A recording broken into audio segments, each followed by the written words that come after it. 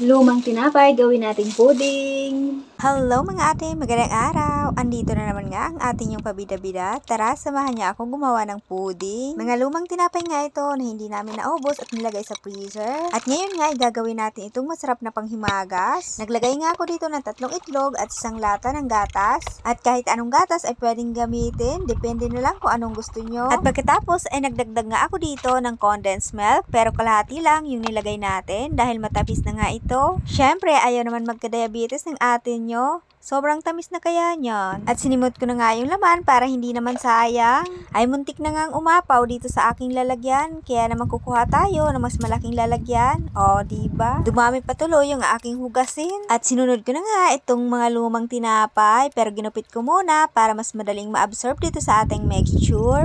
O, diba? Medyo marami-rami din ang ating lumang tinapay.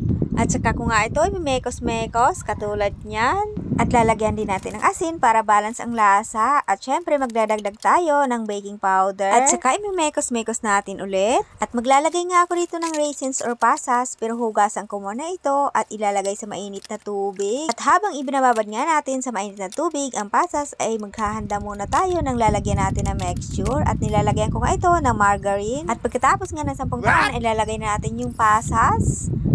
Tinikpan ko nga ito ay talaga namang napakasarap.